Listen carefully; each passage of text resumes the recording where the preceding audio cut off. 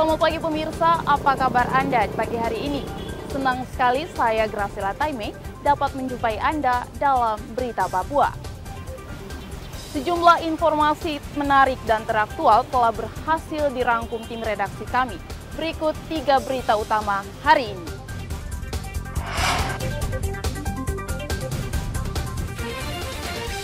Satgas Damai Kartens menangkap seorang pemasok senjata untuk kelompok kriminal bersenjata di Nabire, Papua Tengah.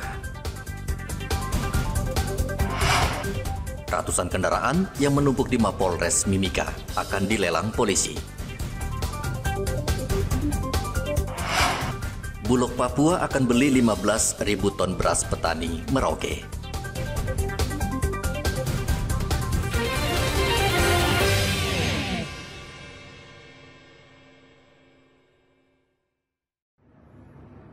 Satgas Operasi Damai Kartens menangkap Moses Rumbrapuk, pelaku yang diduga memasok senjata dan amunisi untuk kelompok kriminal bersenjata di Nabire, Papua Tengah. Moses yang selama ini dicari aparat ditangkap di Jalan Merdeka, Karangmulia, Nabire pada Rabu kemarin. Penangkapan Moses tidak lepas dari Satgas Operasi Damai Kartens yang sebelumnya meringkus Otto Burdam. Dari pengakuan Otto, polisi akhirnya bisa meringkus Moses. Kasatgas Humas Operasi Damai Kartens Kombes Bayu Suseno berjanji akan terus menindak tegas siapapun yang terlibat dalam jaringan pemasok senjata api dan amunisi kepada KKB. Penangkapan kami berhasil mengamankan sejumlah barang bukti, antara lain yaitu 1 buah senjata api rakitan, berbagai kartu identitas, 1 buah magazen SS1. Selain menangkap pelaku, pihaknya berhasil menyita sejumlah barang bukti, diantaranya 1 pucuk senjata api rakitan, peluru, sejumlah uang, dan 1 buah motor. Arthur melaporkan dari Nabire, Papua Tengah.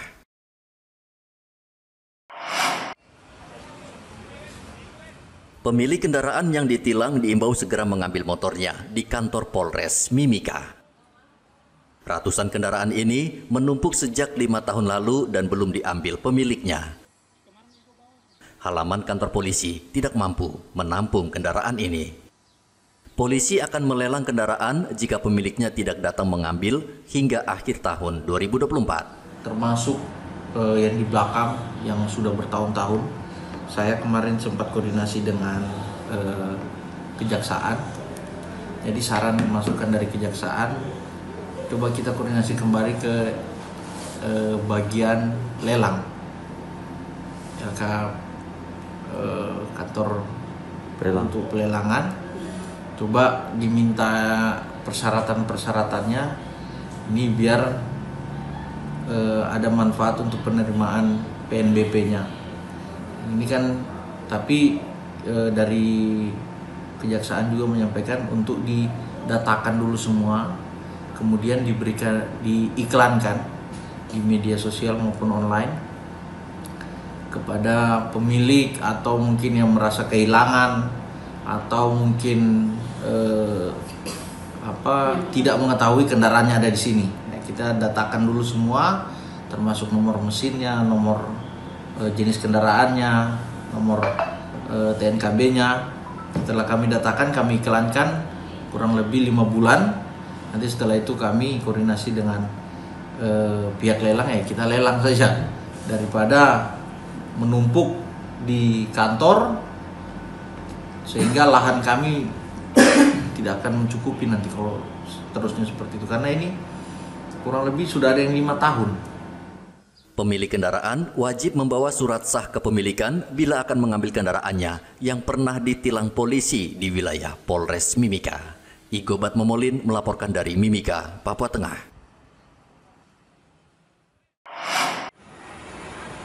Perum Bulog kantor wilayah Papua dan Papua Barat menargetkan akhir tahun ini bakal menyerap beras petani lokal Merauke hingga 15.000 ton. Hingga bulan Oktober tahun ini, Bulog sudah menyerap 12.000 ton dari target 11.000 ton beras. Kepala Bulog Papua dan Papua Barat Ahmad Mustari mengatakan Bulog membeli beras petani lokal seharga Rp11.000 per kilogram dan saat ini sudah berada di gudang. Menurut Mustari, Kabupaten Merauke, Papua Selatan merupakan lumbung pangan terbesar di wilayah timur. Pendekatan kepada para petani, kepada mitra, ayo kita bergerak, kan gitu. Bergerak dalam arti kita meningkatkan untuk supaya bagaimana caranya untuk tanam padi seluas-luasnya di wilayah Merauke. Nanti hasilnya itu Bulog akan menyerap.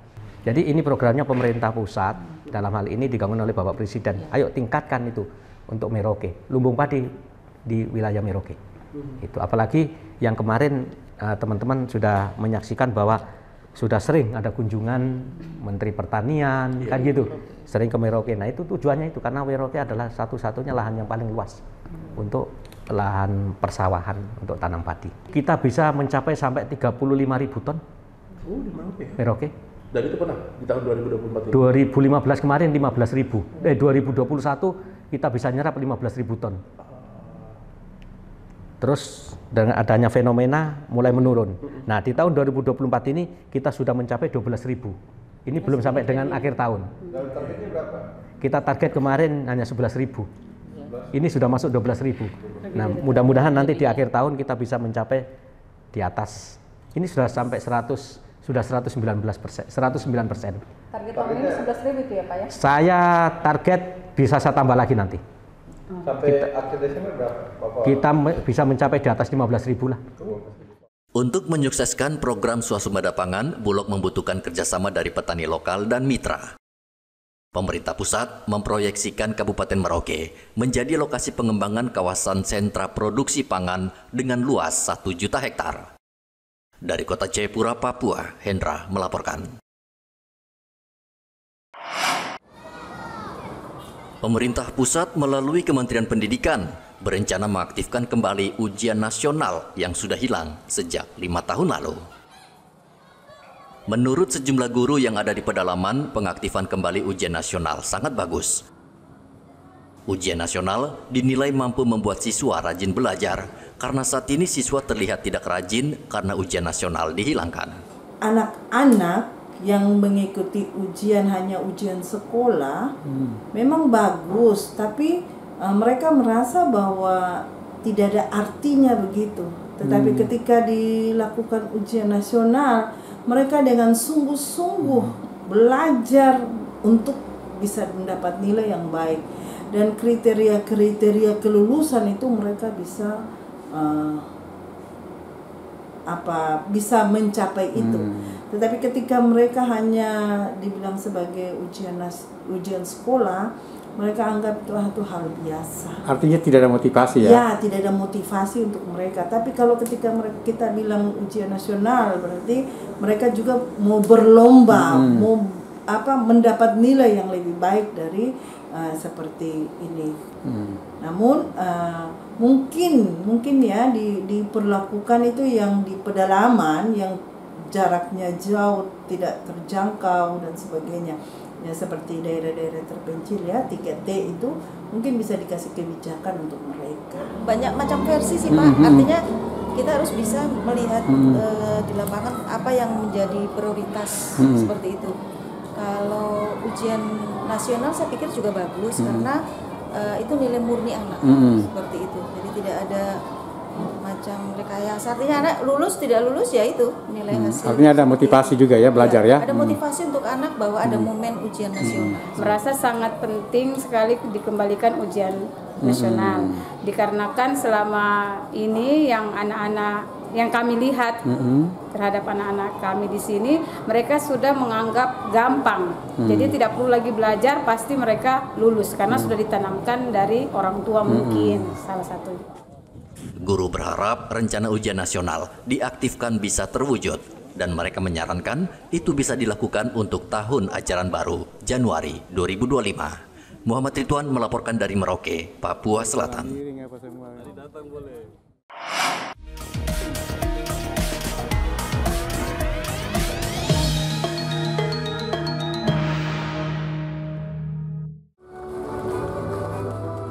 Debat publik kedua pasangan Bupati dan Wakil Bupati Merauke pada hari Rabu malam berlangsung di salah satu hotel di Merauke.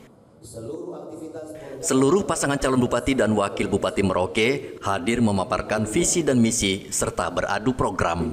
Keempat pasangan tersebut yakni pasangan nomor urut 1 Guntur Ohoiwutun dan Prayogo, pasangan nomor urut 2 Christian dan Kusmanto, pasangan nomor urut 3 Hendrikus Mahuse dan Ridwan, dan pasangan nomor urut 4 Yosep Gepse dan Faujun Nihaya.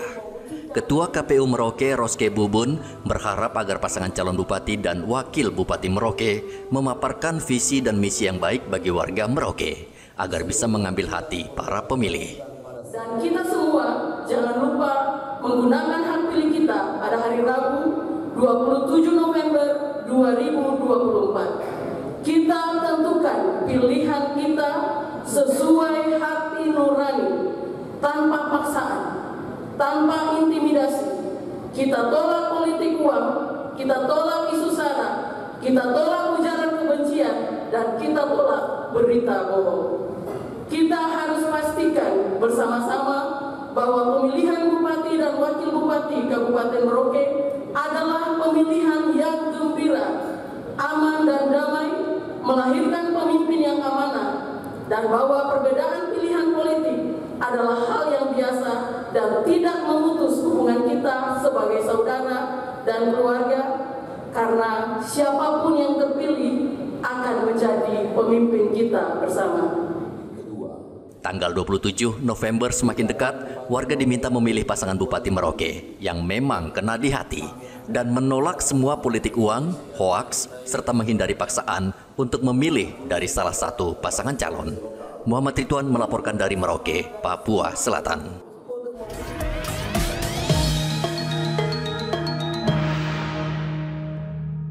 Bisa dilayani. Itu maksudnya supaya kita bentuk pemekaran Provinsi Papua Utara. Pasangan calon gubernur dan wakil gubernur Papua nomor urut 1 Benhur Tomimano Yeremias Bisai berjanji akan memekarkan Provinsi Papua Utara. Saat berkampanye di Komplek Pasar Yotefa, Kota Jayapura, Benhur Tomimano mengatakan pelayanan saat ini dinilai menyulitkan masyarakat karena akses yang jauh, sehingga pemekaran wilayah Papua Utara menjadi solusi. Untuk Gubernur Provinsi Papua, Bapak Dr. Andes Benhur Tomimano. Warga yang ada di Biak, Yapen, dan Waropen serta Supiori tidak perlu lagi datang ke Jayapura untuk mengurus segala administrasi, karena kantor Gubernur Papua Utara direncanakan ada di Biak. Kalau istilah pemerintahan, mendekatkan pelayanan kepada masyarakat. Jadi dong tidak jauh-jauh dari Biak datang urus KTP di sini. Cukup di Biak sana bisa dilayani. Itu maksudnya supaya kita bentuk pemekaran Provinsi Papua Utara. Mendekatkan pelayanan dengan cepat, dengan tepat kepada masyarakat. Jadi tidak jauh-jauh lagi ke Jayapura, maka dibentuk itu. Dan untuk kesejahteraan mereka punya uang sendiri, mereka bangun sendiri, mereka bangun pasar sendiri, rumah sakit sendiri, supaya pelayanan itu cepat. Tidak lagi bawa jauh-jauh ke Dok 2. Cukup dilayani di Provinsi Papua Utara. Maka dibentuklah Provinsi Papua Utara tersebut. Dalam orasi politiknya, BTM juga menjanjikan kedamaian di Papua, sehingga aktivitas warga seperti sekolah, pasar, dan aktivitas pekerjaan bisa berjalan dengan normal. Hal-hal yang baik yang saya buat di kota, itu saya... Benhur juga mengajak warga menjaga persatuan dan kesatuan, serta menghormati satu dengan yang lain. Tim Liputan melaporkan dari Kota Jayapura, Papua. Maka kita bisa melakukan apa saja.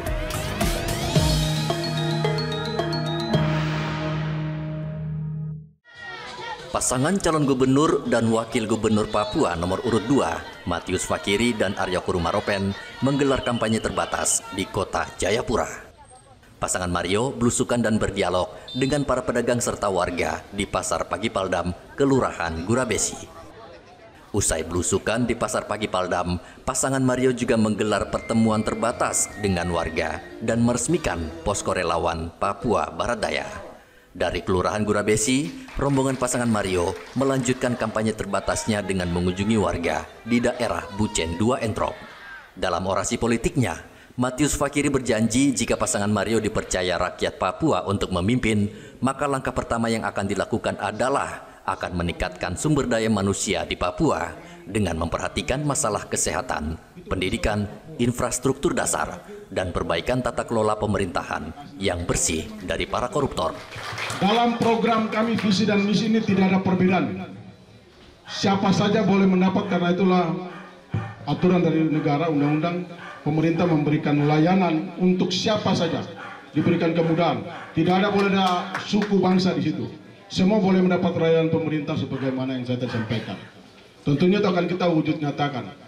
Nah, di satu sisi, Bapak Ibu sekalian, saudara-saudara yang mendatang, memang dengan undang-undang otonomi khusus, itu kan ada afirmatif dan proteksi bagi orang Papua.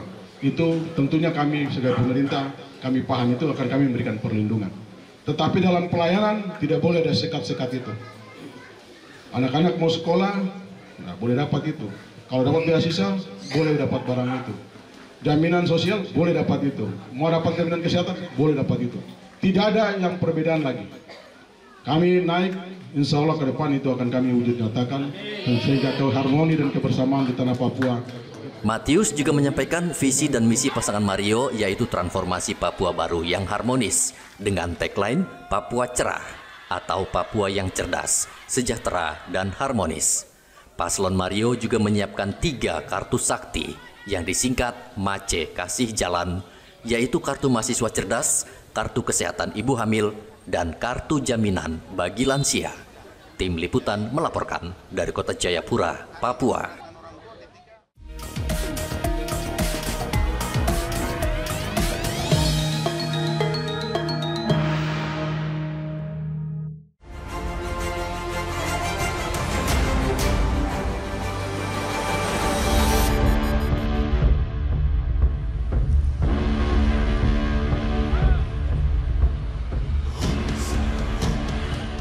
Diduga korsleting, mobil angkutan umum ini terbakar di ruas Jalan Sentani Kemiri, Kabupaten Jayapura, Papua, Sabtu pekan lalu. Menurut sopir, sebelum terbakar, ia mendengar suara ledakan dari kursi bagian belakang, lalu ia terpental keluar dari kursi kemudi. Tidak lama kemudian muncul api dari bagian bawah kursi, lalu membakar seluruh bagian depan mobil. Kebakaran membuat panik penumpang. Mereka ketakutan dan keluar berhamburan menyelamatkan diri.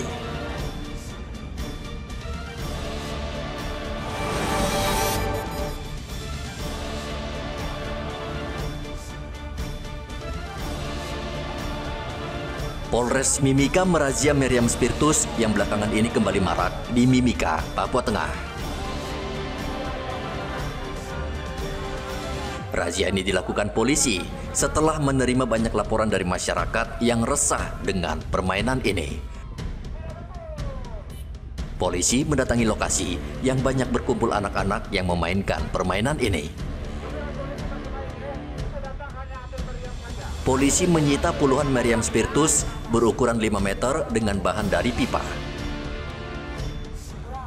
Selain merazia meriam spiritus, polisi juga mengimbau orang tua agar tidak mengizinkan anak-anak mereka bermain meriam spiritus karena sangat berbahaya.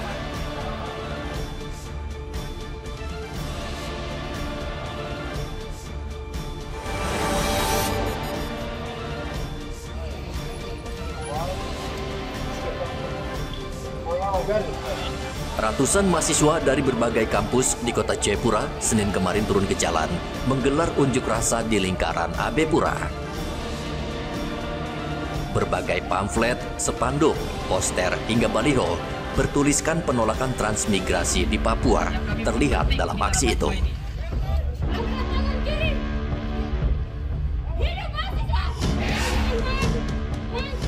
Ratusan pengunjuk rasa menolak adanya program transmigrasi Kabinet Merah Putih yang dipimpin Presiden Prabowo.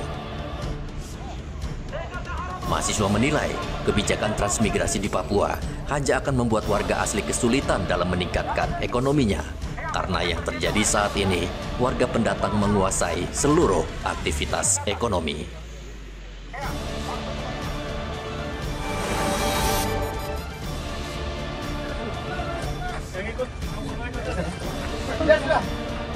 Kelompok kriminal bersenjata kembali melancarkan teror.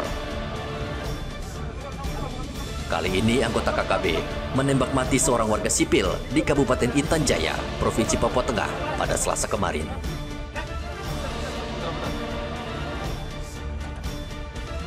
Korban adalah seorang tukang kayu bernama Stephen Wakari.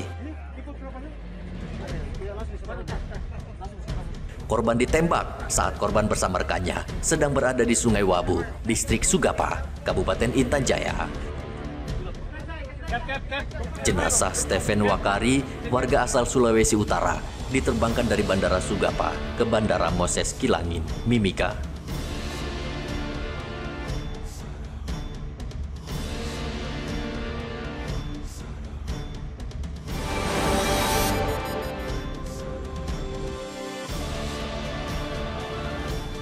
Pesawat Trigana Air tipe Boeing 737-500 pada hari Selasa seharusnya terbang dari Bandara Sentani, Kabupaten Jayapura dengan tujuan Wamena, Kabupaten Jayawijaya. Namun pesawat batal terbang karena seorang penumpang membuka pintu darurat.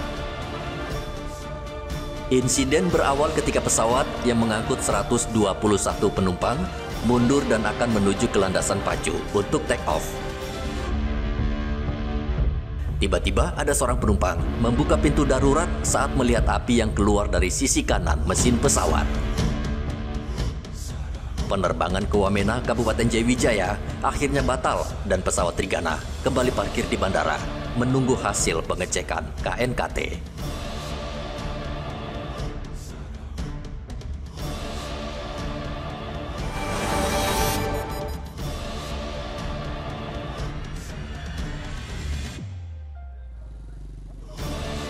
Pemerintah Kota Jayapura menggelar operasi justisi kartu tanda penduduk di ruas Jalan PTC Entro, Kota Jayapura.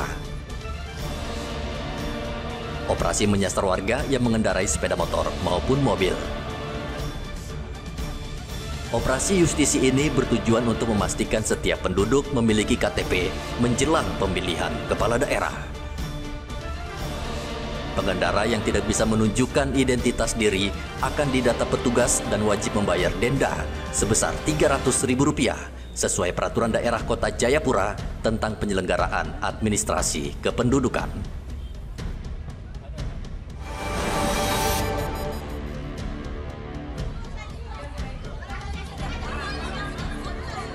Sekelompok ibu-ibu ini adu jotos di halaman kantor Mapolres Mimika. Awalnya mereka diundang polisi untuk menyelesaikan masalah rumah tangga salah satu keluarga. Namun karena yang masuk ke ruangan hanya keluarga inti, sehingga keluarga lain menunggu di luar. Pertemuan di dalam ruangan antara kedua keluarga sudah diselesaikan, namun tiba-tiba saja di luar ruangan terjadi perkelahian keluarga yang tidak diizinkan masuk. Polisi mengimbau kepada warga yang bermasalah rumah tangga agar menyelesaikan secara damai dan mufakat, serta tidak menggunakan kekerasan karena bisa dipidana.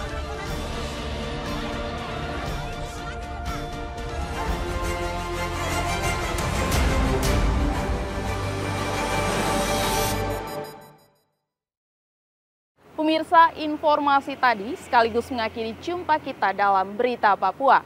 Saya Graciela Taime mewakili seluruh kru kerabat kerja yang bertugas menyampaikan terima kasih, selamat beraktivitas, sampai jumpa. Wanyambe.